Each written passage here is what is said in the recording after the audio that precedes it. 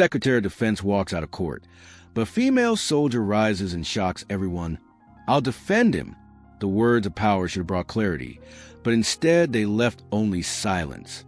In a courtroom filled with cameras, officers, and reporters, the nation watched as the Secretary of Defense, one of the most powerful men alive, chose arrogance over justice. He mocked the trial, dismissed the accusations, and when the weight of truth pressed too close, he rose from his chair and turned his back on the very system he was sworn to protect. The trial in a man's life seemed abandoned, but what no one expected was that the vacuum left by arrogance would be filled by courage. From the gallery, a young female soldier, unseen until that moment, rose with determination. Her voice broke the silence, defiant and clear. "I'll defend him." In that instant, history changed course. If you believe in justice and the power of truth, subscribe now, give this video a like, and share your thoughts in the comments below. Your support helps us bring more powerful stories like this to life. And as the cameras turned to her, the court realized that courage sometimes comes from the least expected place, and it cannot be silenced. The courtroom felt overlit, as if the ceiling lamps were interrogators themselves. Reporters lined the back wall, necks craned above tripods, waiting for a stumble-worthy headline. Brass insignia glittered on shoulders in the gallery. Uniforms whispered against leather benches as officers shifted, impatient, certain of a foregone verdict. At the defense table sat Major David Carter, hands clasped too tightly, jaw set in that brutal way men adopt when they run out of options but refuse to break. Across the aisle, a cluster of aides checked phones in military unison. Every buzz a reminder that power moves faster than justice. The judge called the session to order. The air didn't move. Richard Hale entered like a verdict. The Secretary of Defense didn't walk so much as glide, every step trimmed of doubt. Cameras popped, but he didn't spare them a glance. Attention was a currency he owned. He paused at the table reserved for senior counsel, appraised the room the way a general looks at terrain, then sat with restraint that radiated command. Somewhere in the second row, a junior official coughed and was silenced by a look. Hale removed a single sheet from a folder, the gesture surgical, as if truth could be excised with clean margins. Major Carter didn't look up. He knew predators by their footfall. Lieutenant Sarah Collins stood along the wall, half in shadow, uniform crisp, the polished line of her boots catching a cold shard of light. She wasn't assigned to this case. She had come on her own time, compelled by a rumor wrapped in consequence. The rumor said the truth had been misplaced. The consequence said someone important preferred it that way. Her training taught her a room before a word, the angles of vision, the choke points of influence, the faces that telegraphed contempt as policy. She noted every exit. She noted every watcher. She noted the secretary's stillness, a quiet like loaded stone. The clerk read the charges, syllables stacking like sandbags, allegations of mishandled orders, intelligence ignored, lives risked and lost. Each count landed without echo because the room had already chosen sides. Sarah studied Carter's profile, hollowed eyes, a day too long in them. His former attorney's chair was empty, a fact that behaved like a small scandal, conspicuous yet studiously unaddressed. When the judge asked the defense, there was a phantom pause, the kind that drifts like smoke and stings just enough to make you blink. A reporter scribbled "Where's counsel?" and underlined it twice. Hale's voice traveled without effort. "Your Honor, the department recognizes the seriousness of these proceedings," he said, vowels ironed, sympathy cut to fit. He spoke like a man balancing on the thinnest edge of the law, confident the blade would hold. He framed the moment as a dutiful burden borne by adults in a dangerous world. In 3 sentences, he had moved the center of gravity to himself, as if justice were a room and he'd just drawn the floor plan. Sarah watched the judge lean forward, lured by the gravity of certainty. Certain men don't argue, they narrate. Carter lifted his eyes, briefly, toward the gallery. He wasn't searching for hope. He was measuring distance to the door behind which dignity sometimes escapes alive.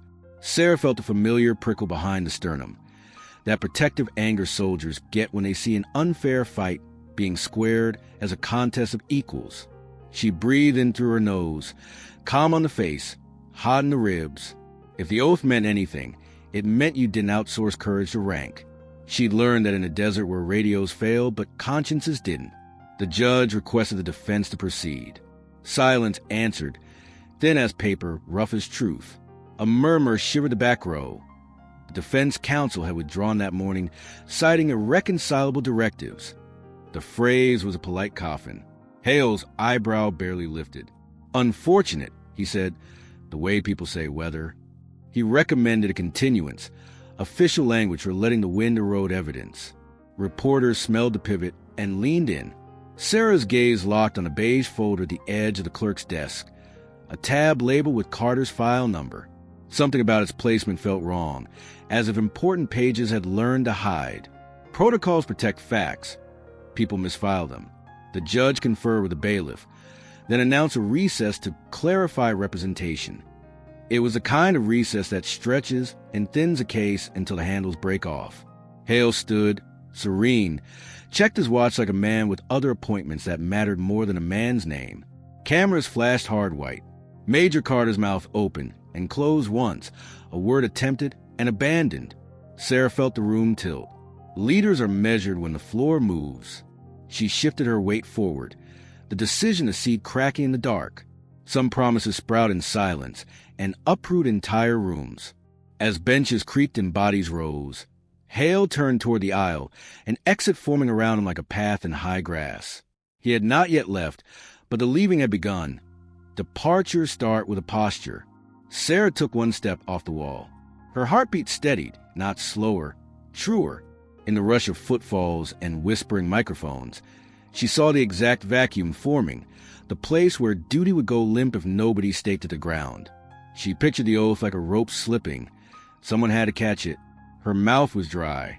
Her voice, when she found it, would not be. The gavel struck again, summoning order that never truly settled. Hale leaned back in his chair, lips curled in a faint smile as though the judge's authority were a child's toy he had already broken. His words carried that same weightless confidence. This proceeding is a courtesy, nothing more. The gallery stiffened. The suggestion was clear. Justice was theater, and he was the director. Major Carter lowered his eyes, knuckles pale as he gripped the table.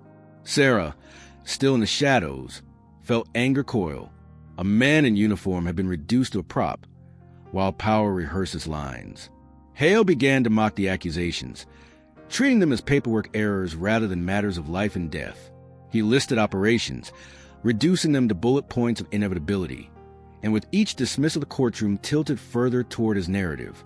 His voice rose, not in volume but in dominance, filling the gaps where doubt should live. Sarah noted how the judges scribbled less, how the reporters adjusted their headlines before the verdict was spoken. Truth was being rewritten in real time, under fluorescent lights, by a man who believed law bent to his breath. And for the moment, no one dared correct him. Major Carter's silence screamed louder than Hale's confidence. Every flick of Hale's pen across the notes he had brought was a reminder that the accused no longer owned his story. Carter clenched his jaw, eyes darting to the empty chair where his counsel should have been, as if it might suddenly fill with someone willing to fight. Sarah studied him carefully. Exhaustion had hollowed him, but dignity still clung stubbornly at the edges. She saw in him not just a defendant, but the ghost of countless soldiers forgotten once their use had expired. It was that recognition that made her chest tighten. Then came the first crack in Hale's performance. A prosecutor slid a file across the bench, his voice clipped. "There are documents contradicting your statement, Mr. Secretary."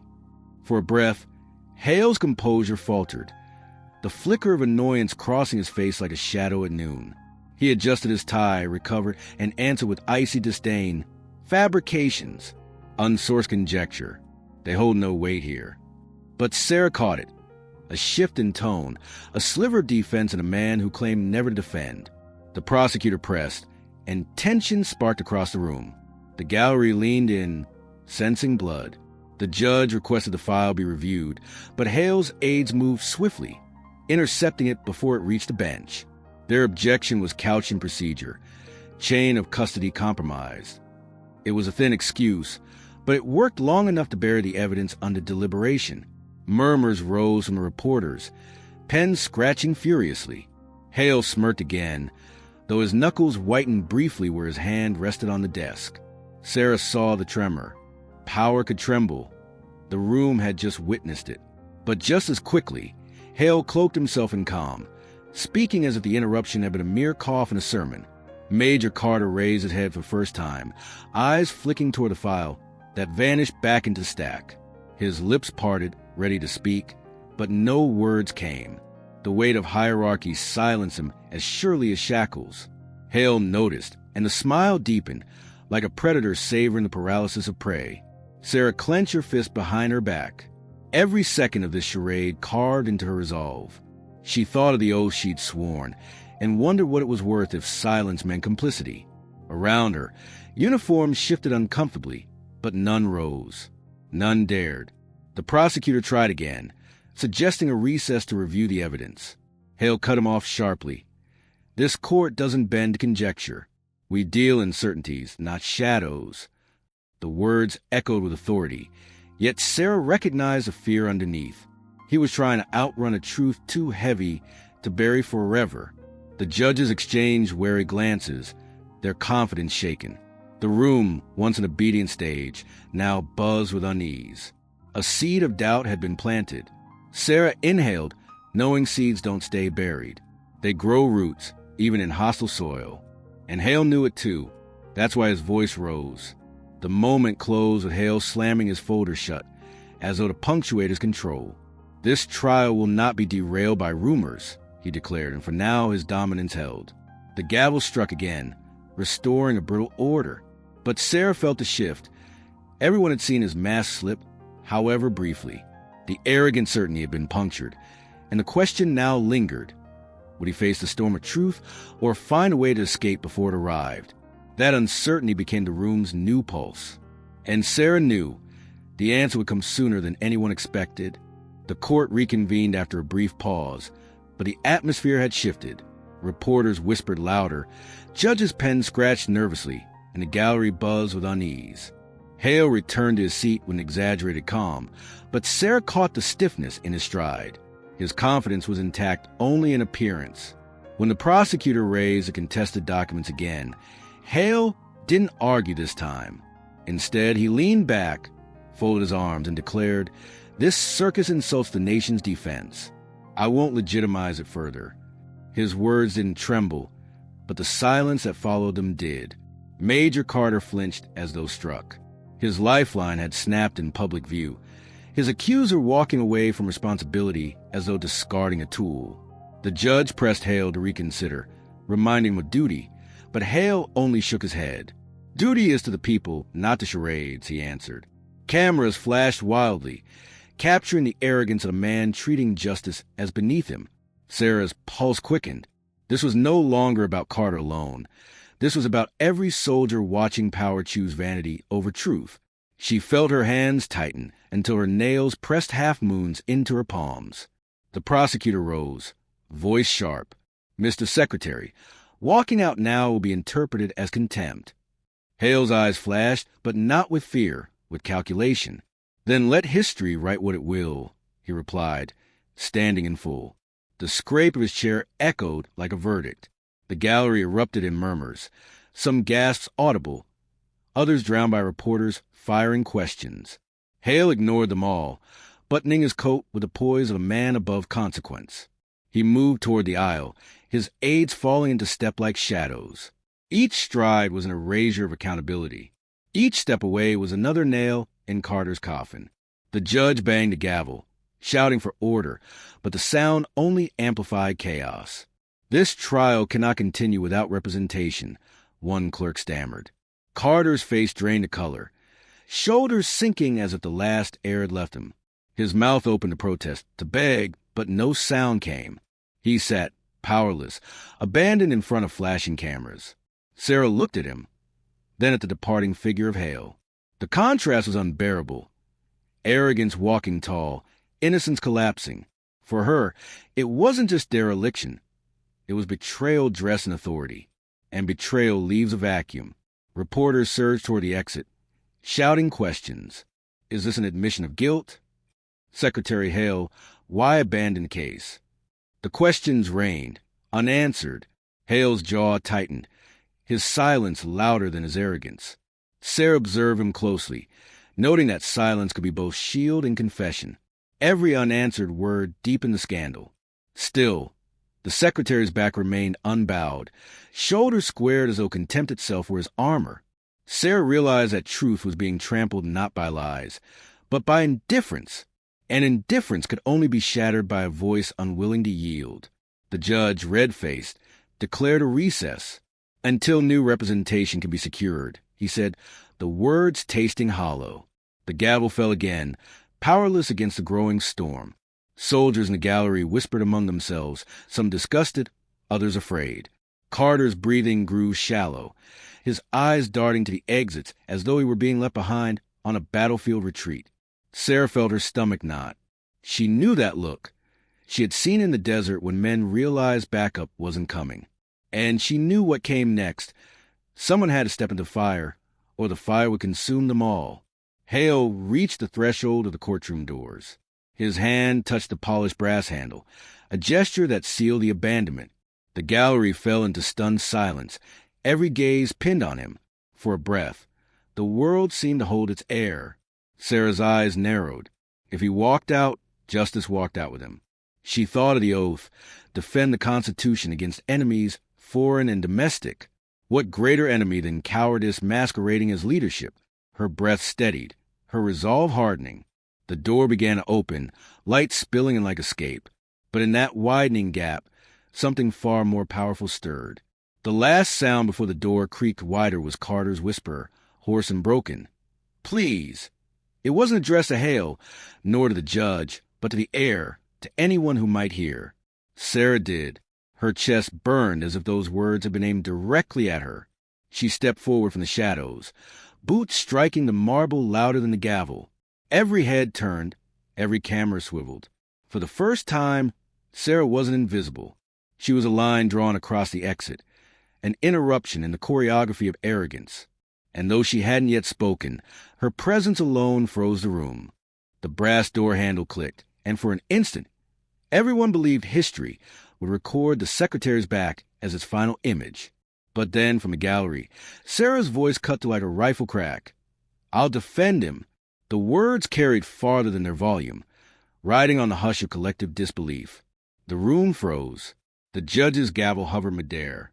Hale's hand paused on the door. Reporters' pens stopped scratching. Silence wasn't absence now. It was shock made solid. Sarah's declaration didn't just interrupt the trial. It rewrote its axis. The gallery erupted seconds later. Laughter spilled from the back rows, incredulous and mocking. A soldier? One officer sneered under his breath. She's not even counsel, another whispered, shaking his head. Yet beneath the derision, murmurs of awe crept in, like embers hidden in ash. Carter's head snapped up, eyes wide, as if oxygen had returned to his lungs. For him, those words were more than defiance. They were rescue. His lips trembled with gratitude, though he said nothing. In that instant, Sarah stood not only against Hale's arrogance, but against the entire machinery that had conspired to leave him defenseless. Hale turned slowly, eyes narrowing with disdain. His voice dripped venomous disbelief. Lieutenant, this is not your battlefield. The insult hung heavy, but Sarah didn't flinch. She squared her shoulders, boots planted firm, and answered without hesitation. The oath doesn't come with disclaimers, sir. If justice abandons him, I won't. Her words landed with thud of conviction, drawing gasps from the gallery. Some smirked, some shifted uncomfortably, but all listened. Even the judge leaned forward, eyes narrowing, as if reassessing what justice demanded in that moment. The prosecutor, sensing opportunity, raised an eyebrow but said nothing, allowing the spectacle to breathe. Reporters scribbled furiously again, whispers racing toward the headlines that would soon electrify the nation. Female soldier defies secretary. Lieutenant challenges authority in court. Sarah had not only defied Hale, but created a narrative no authority could easily erase. Carter, trembling, whispered barely audibly, "Thank you." Sarah caught it, and her chest tightened, not with fear, but with the weight of responsibility. She had crossed a line, and there was no going back. Hale attempted to regain control. his voice booming. This is a mockery. A soldier cannot substitute the law. Sit down before you disgrace this court. Yet his anger betrayed what his poise couldn't hide: fear. For the first time, his authority met resistance not from procedure, but from principle. Sarah's eyes didn't waver. "Maybe the law doesn't need me," she said calmly, "but truth does." The word stung, a reminder that authority without integrity is brittle. The gallery shifted again, murmurs now less mocking, more uncertain, more curious. A seed of legitimacy had been planted. The judge cleared his throat, torn between decorum and the undeniable gravity of what unfolded. "Lieutenant Collins," he began, voice uneven, "you understand what you risk?" Sarah nodded. "Yes, Your Honor. My career, my rank, my silence." She let the words rest there, each one a stone laid before the court. Then she added, softly but with steel, "But not his life." The statement silenced even the laughter. A soldier's defiance had become something bigger, a mirror reflecting every cowardice and every compromise in that chamber. And it was impossible to look away. Carter's eyes brimmed with tears, but he wiped them quickly, unwilling to show weakness before the cameras. Sarah noticed, and her resolve tightened. She wasn't simply speaking for him. She was speaking for every soldier who had ever been discarded by the system they served. Hale's scowl deepened, but his silence betrayed that he hadn't expected this kind of resistance. Not here, not now, and certainly not from her. Authority cracked when it assumed obedience eternal. Sarah had just proven obedience had limits. The air shifted palpably. Reporters leaned forward again, sensing history. Soldiers in the gallery sat straighter, torn between disbelief and admiration. Even the judges, bound by procedure, seemed reluctant to shut her down. In every eye turned toward her, Sarah saw the same unspoken question: what comes next? And she knew that her next move would either break the moment or cement it forever. For now, her words hung in the air, unchallenged, unanswered, undeniable. She had stopped the secretary cold without touching him, and yet the storm had only begun to gather. The silence after Sarah's defiance was pierced by the shuffle of papers. She reached into her uniform jacket and pulled out a folded envelope. Plain, worn, unremarkable to the eye, yet heavy with the gravity of hidden truth. Gasps rippled through the courtroom. "This file was misplaced," she said, her voice calm but firm. Misplaced or deliberately concealed. Hale's jaw tightened as every camera lens swiveled toward the document. Sarah laid it on the defense table with precision, like placing a weapon down before firing. The room leaned in, the sound of anticipation louder than any gavel. The judge leaned forward, brow furrowed. "Lieutenant Collins, what is this?" Sarah locked eyes with him. "Orders. Communications. Proof that Major Carter followed directives given under the Secretary's command." She turned slightly toward Hale, her gaze steady. Proof that he became the scapegoat for decisions made above his rank. The gallery erupted, some gasping, others murmuring disbelief. Reporters scribbled furiously, already framing the headline. Hale's aides shifted uneasily, their rehearsed calm fracturing under the weight of exposure. For the first time, the secretary seemed cornered. Hale barked, "This is unauthorized, illegally obtained. It has no place here."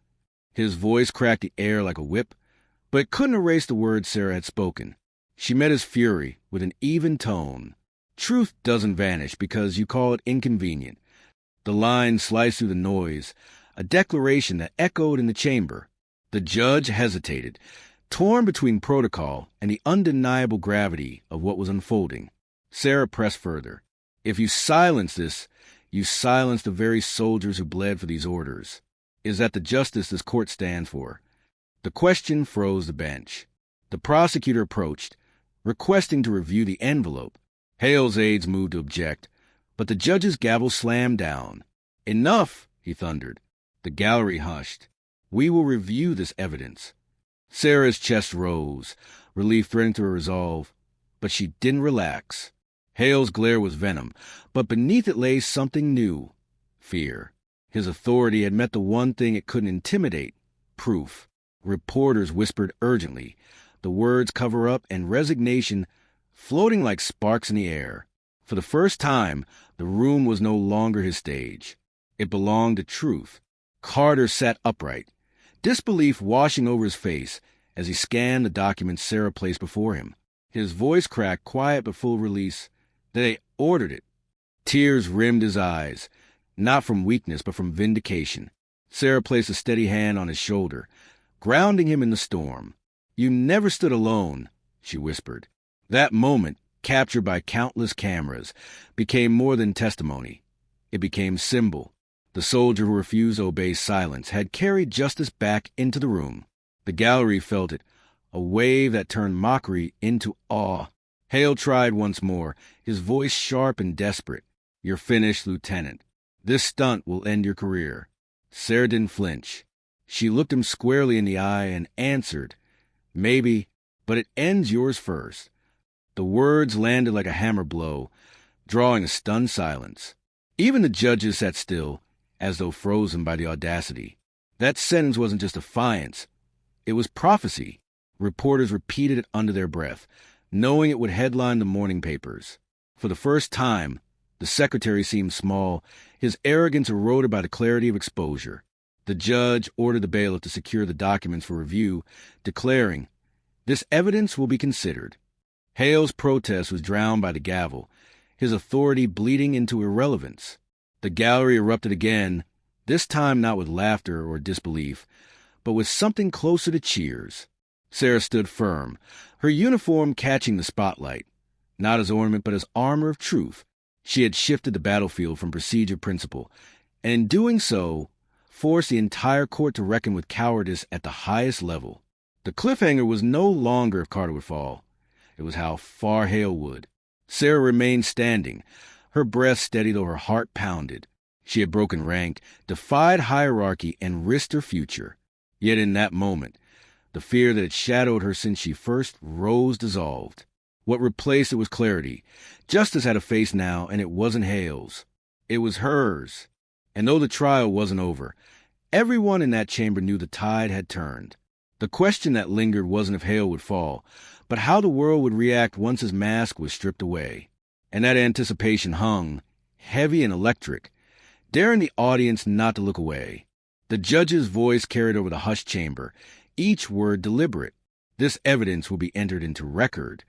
The gavel fell, not as a plea for order but as a declaration. Hale's shoulders stiffened, the illusion of control slipping through his grasp. Reporters surged forward, microphones raised like bayonets. Every flashbulb immortalized his silence. Sarah stood beside Carter, steady, unyielding. The battlefield had changed. It wasn't soldiers versus enemies anymore. It was truth versus arrogance, and arrogance was losing ground. Hale's name, once untouchable, now trembled in the air like a condemned verdict. Hale attempted to protest again, voice cracking under pressure. "This is absurd. She is not authorized. None of this." The judge cut him off sharply. "Sit down, Mr. Secretary. You have undermined these proceedings enough." The command struck harder than any gavel. Hale faltered, lowering himself back into his chair, though his eyes burned with rage. The gallery exhaled as one. Authority had been reversed. The man who once silenced others was now silenced himself. Sarah watched him, not with triumph, but with certainty. Power without honor collapses under its own weight, and she had simply nudged it forward. Major Carter's voice rose at last, quiet but resolute. "I followed orders. Orders given under your command." His words echoed, not as defense but as truth. Reporters leaned closer, every pen racing. Sarah placed the documents before the judges, her hand firm, her expression unreadable. For the first time in weeks, Carter's eyes carried light. Sarah felt her chest tighten with the enormity of the moment. She hadn't just offended him. She had resurrected him from the grave of silence.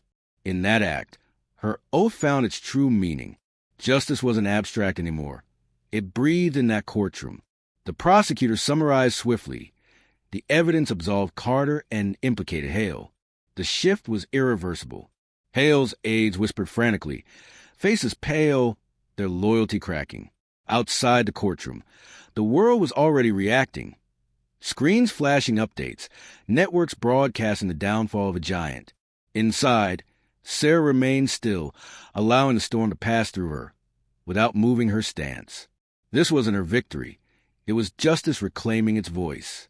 And that voice now spoke through her, the soldier who had refused to obey silence. The contrast between Hale's cowardice and her courage was undeniable, and the nation was watching. The judge turned to Carter. "Major, until the review is completed, you are free from further detainment." Relief broke across his face, tears barely restrained. He stood shakily, saluting the bench, then turned to Sarah. His lips parted, but no words came, only gratitude. Sarah returned the salute softly, her eyes promising that no soldier should ever stand alone again. The gallery, once mocking, now rose in scattered applause, a breach of courtroom decorum that no one stopped. Some clapped cautiously, others fervently, but the sound built until it filled every corner of the chamber. Respect had found its target. Hale sat rigid, watching his empire unravel. Every headline forming beyond those doors spelled his undoing. Secretary of Defense exposed. Female soldier turns trial on its head. He clenched his fists, but fury could not rebuild what arrogance had destroyed. Sarah met his eyes one last time, not gloating, only resolute. Her gaze said what words didn't. Leadership without integrity leads only to ruin.